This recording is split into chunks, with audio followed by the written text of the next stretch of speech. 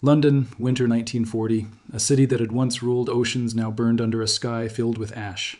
Searchlights cut through the smoke like desperate hands feeling for a future that was slipping away. Fire engines wailed through narrow streets. Churches glowed red from embers drifting across rooftops. The Blitz had turned the British capital into a furnace. On the maps inside the underground war rooms, the British Empire still looked immortal, a vast sweep of red across continents. A quarter of the world, shaded in the color of authority. To an outsider, Britain appeared unbreakable. A nation standing alone against the darkness, backed by centuries of wealth, industry, and imperial pride. But beneath the heroic imagery was a truth almost no citizen knew. Britain was running out of money. Inside the cabinet war rooms, the atmosphere was not triumphant. It was suffocating. Ministers didn't lean over battle maps, they leaned over balance sheets. Columns of numbers, shrinking reserves, vanishing gold. Every day the Treasury sent another warning. The empire that had funded global wars, railroads, and revolutions could no longer fund itself. In that bunker, Winston Churchill sat at his desk, the glow of a dim lamp outlining the fatigue in his eyes. His speeches rallied millions. His defiance echoed across continents. But now he faced a task more humiliating than any battlefield setback. He had to write a letter that admitted the unthinkable. Not to his generals, not to Parliament, but to the President of the United States. The British Empire, the greatest creditor nation of the 19th century, no longer had enough money to buy the ammunition it needed to survive the 20th. That letter was more than a diplomatic message. It was a confession. Britain could no longer wage war on its own wallet. The accounts were collapsing. The gold reserves, once a mountain, were melting into a puddle. And the dollars needed to buy food, fuel, and aircraft were evaporating with terrifying speed. Britain wasn't just fighting the Luftwaffe, it was fighting arithmetic. Total war had flipped the imperial balance sheet upside down. Before the conflict, Britain acted as banker to the world, financing trade, underwriting industries, investing across continents. But once the war began, it could no longer rely on this system. Its factories were focused on survival, not export. Its shipping lanes were under attack. And its people required imports to live: bread, oil, steel, rubber, aircraft. All of it had to be purchased overseas. All of it had to be paid for in hard currency. And Britain no longer had enough. In public, Churchill promised that the nation would fight on the beaches and never surrender. In private, he knew something even more frightening. Without money, there would soon be no ammunition for the beaches at all. The empire's fate had shifted from military front lines to financial ones. The war was no longer only about strategy and courage. It was about who controlled the supply lines, who controlled the gold, and who controlled the future. And across the Atlantic was the one nation that did. Churchill's letter was the quiet turning point of modern history. It signaled that Britain was no longer negotiating as a global power, but as a desperate client, a superpower reduced to explaining that its vaults were empty. The price of American assistance would not be measured in kind words or battlefield alliances. It would be measured in factories sold, bases surrendered, and economic rules rewritten. The British Empire would survive the war, but the bill would reshape the world that followed. Behind the flames of London, behind the roar of aircraft engines, a quieter war was beginning, a financial struggle that would decide not just who won the war, but who owned the peace. And that struggle would not be fought with tanks. It would be fought with ledgers, contracts, and signatures. Britain was about to discover that in modern warfare, bankruptcy can be as lethal as invasion, and creditors can be more powerful than armies.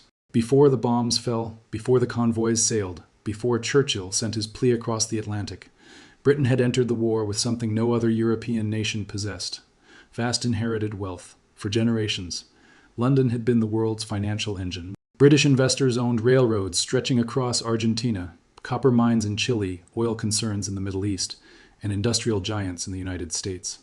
The empire's gold reserves glowed deep beneath the Bank of England, bar upon bar stacked in quiet, confident rows. Britain believed it had enough wealth to weather any storm, but total war redefined the storm. The moment the first shots were fired in 1939, Britain discovered a brutal truth. You cannot fight a mechanized war with traditions. You need money, you need metal, you need fuel, and you need them constantly. Hitler's armies consumed steel and oil at unprecedented speed. To resist them, Britain needed to buy from abroad. But the United States, still neutral, had strict rules, under the doctrine known as cash and carry.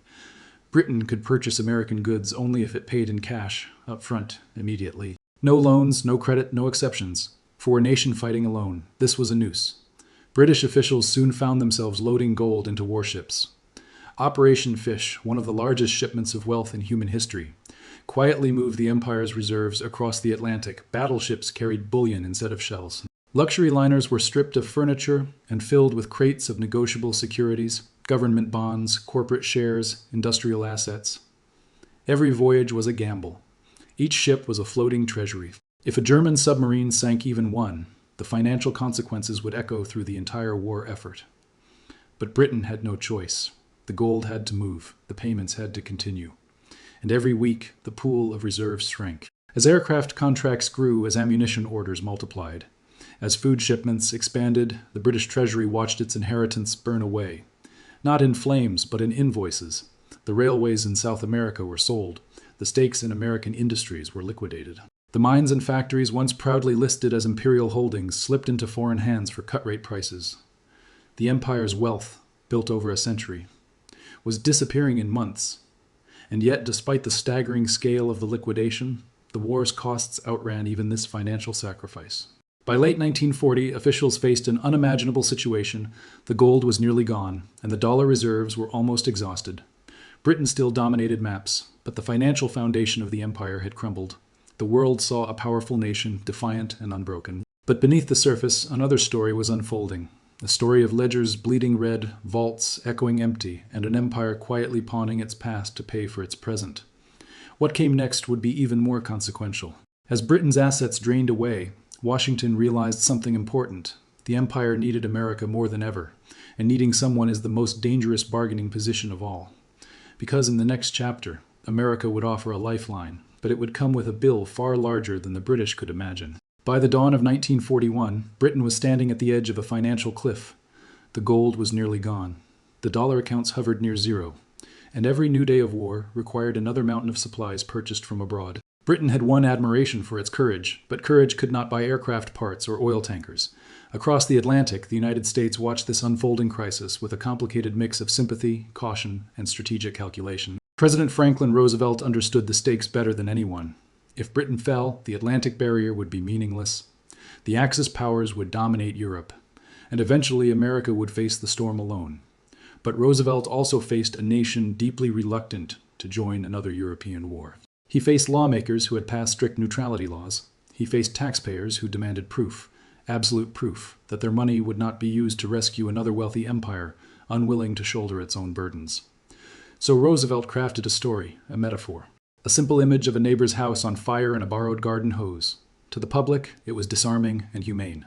To Congress, it framed aid as temporary and practical.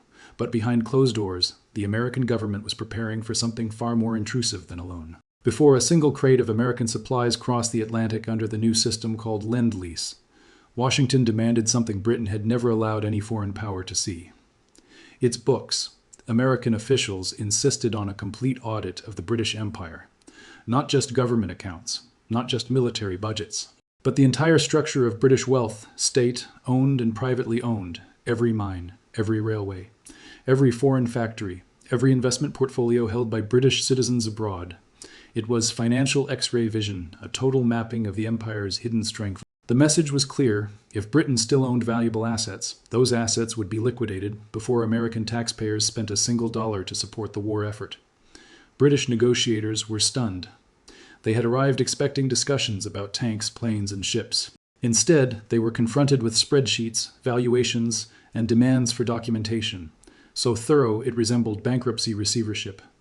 This was not a military alliance. It was a foreclosure, and the Americans were acting as the senior creditor. One case defined the new power dynamic more than any other, the forced sale of American viscose. American viscose was one of the most profitable textile manufacturers in the United States. Its parent company, Courtaulds of Britain, relied on its dividends to balance trade deficits and fund wartime needs. The company was worth more than $100 million in normal conditions. But these were not normal conditions. Washington wanted the cash. London had no negotiating leverage left. Under intense pressure, the British government seized the company from its own owners and agreed to sell it. The price forced through was barely half its true value. The proceeds went directly into accounts used to pay American arms suppliers. Courtaulds was reimbursed in British pounds, pounds weakened by war and far less valuable than the dollars the United States collected. It was a financial amputation, a vital artery of British income severed to keep the war machine running for just a little longer. And the viscose sale was only the beginning. Negotiations for Lend-Lease revealed another layer of American strategy. Britain needed destroyers to protect convoys in the Atlantic. German U-boats were choking the island supply lines. Dozens of Royal Navy ships had already been lost. Churchill begged Washington for 50 aging American destroyers, old rusting, near obsolete, yet desperately needed. Roosevelt agreed. But again, there was a price. In exchange for these outdated vessels, the United States demanded 99-year leases on a chain of British naval and air bases across the Atlantic: Newfoundland, Bermuda, Jamaica, Trinidad, British Guiana. A string of strategic footholds stretching from the Arctic to South America. For 50 rusting ships, America received a maritime empire. For the British, it was a strategic surrender disguised as diplomacy. For the Americans, it was a once-in-a-century opportunity to expand their power without firing a shot. And yet, Lend-Lease remained essential. Without it, Britain would have collapsed. With it, Britain would survive, but at a cost far greater than the public ever imagined. When Roosevelt finally signed Lend-Lease into law, the press hailed a new era of cooperation. The arsenal of democracy would keep Britain alive. Supplies would flow freely. The moral alliance against fascism was now united. But beneath the flags and speeches was a quieter truth. By the time the first Lend-Lease shipment left an American port, Britain had already sold pieces of its future, mortgaged its assets, surrendered strategic bases, and opened its financial records to a foreign power. The empire that once financed the world was now being financed by it, and every dollar that crossed the Atlantic came with strings attached. Britain had secured survival, but survival is not the same as sovereignty. What came next would show just how deeply the balance of power had shifted, because while Britain fought, America was preparing for a world where the pound was no longer king, a world where the dollar would reign, and Britain would discover that even as victory approached, another, quieter defeat had already begun. Chapter 4. The Empire's Future Sold During the War. The next chapter begins below, and will continue until the message limit approaches.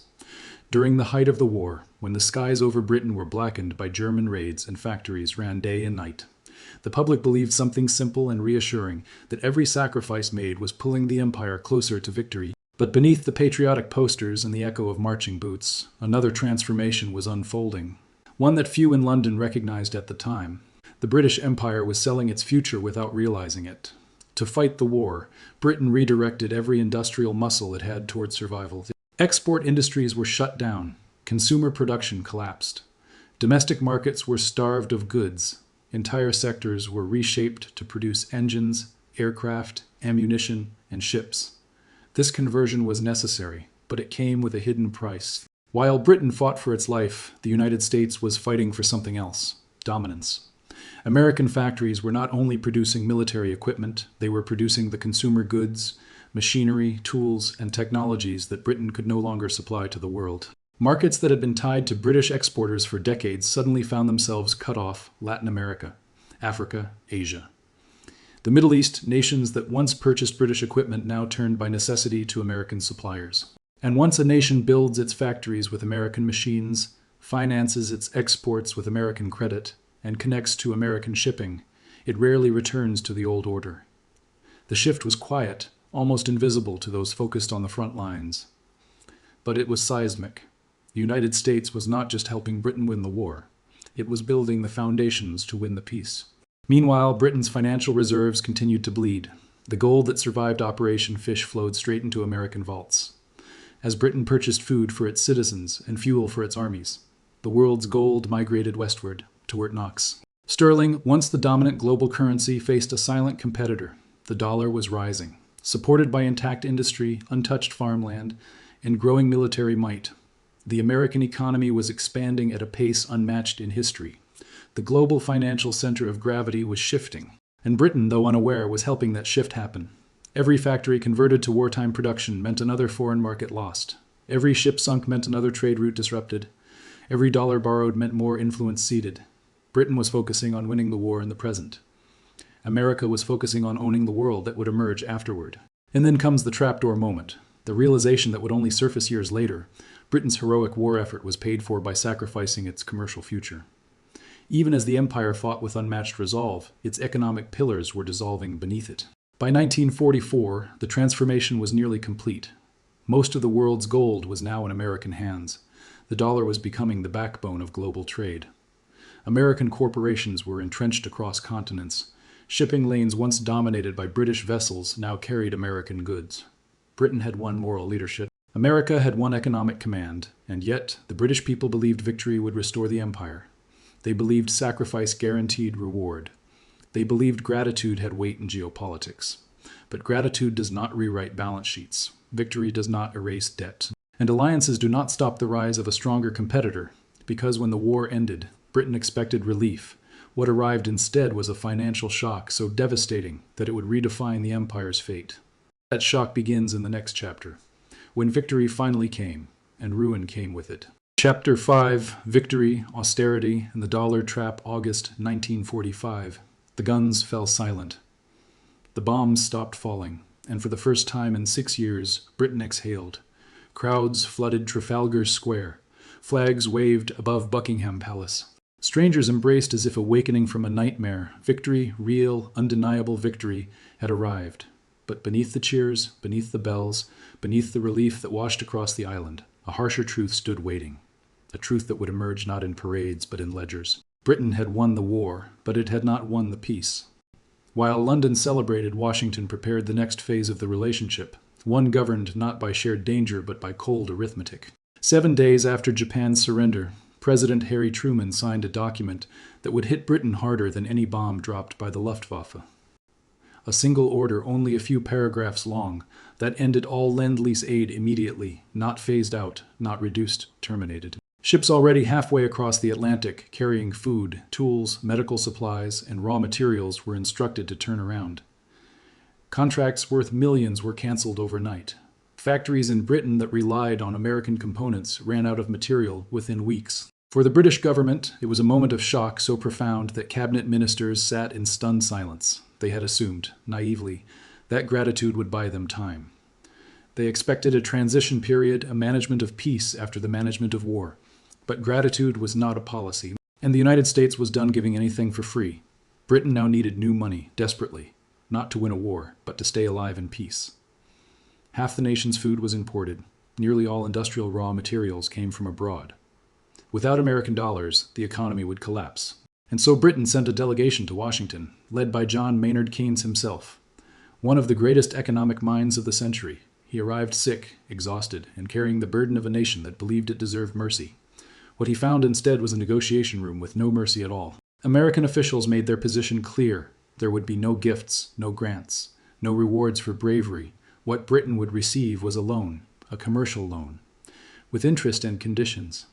Conditions designed not only to be repaid, but to reshape the world economy. The most destructive condition was hidden behind polite diplomatic wording, sterling convertibility.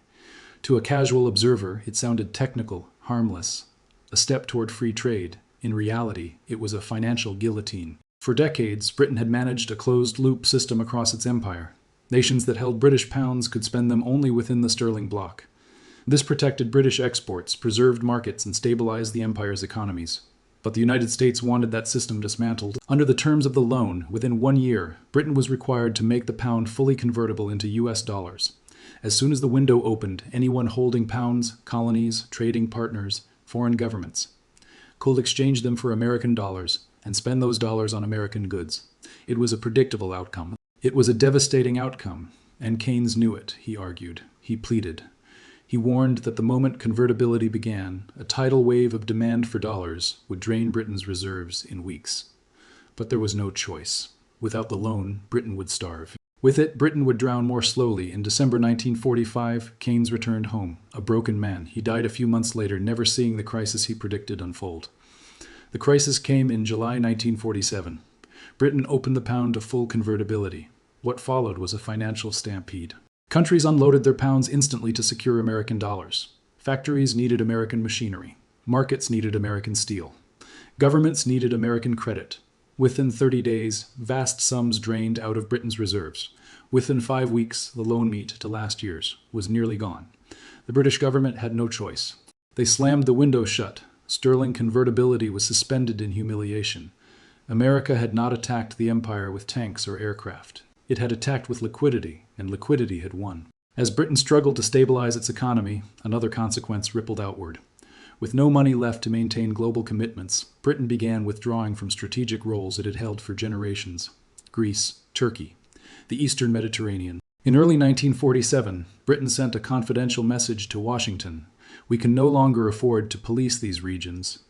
It was a surrender of influence dressed in diplomatic language. The United States stepped in immediately. Truman announced a doctrine bearing his name. America replaced Britain as the stabilizer of Europe's frontier. The transfer of power was complete.